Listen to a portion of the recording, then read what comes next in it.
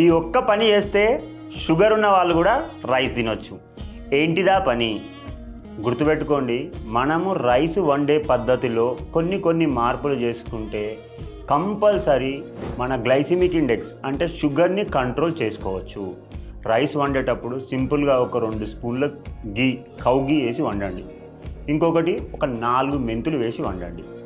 So అలా చేయడం వల్ల ఏమవుతుందంటే గ్లైసిమిక్ ఇండెక్స్ తగ్గుతుంది, షుగర్ అనేది కొంచెం కంట్రోల్లోకి వస్తుంది. తిన్నాక కూడా మళ్ళీ అన్నం తినేటప్పుడు కంపల్సరీ షుగర్ తినే ముందు ఫైబర్ అంటే కీరా, క్యారెట్, బీట్రూట్ ఇలాంటివి తీసుకొని అన్నం తినండి. దానివల్ల కూడా షుగర్ లెవెల్స్ స్పైక్ కావు.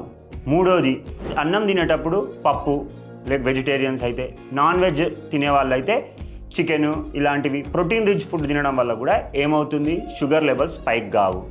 నాలుగోది, last but not the least ఏంటంటే, షుగర్ ఉన్నవాళ్ళు రైస్ వేడిది తినకుండా కొంచెం చల్లటి రైస్ అంటే వేడి హాట్ రైస్ కాకుండా చల్లటి రైస్ తినడం వల్ల షుగర్ లెవెల్స్ స్పైక్ కాకుండా ఉంటుంది.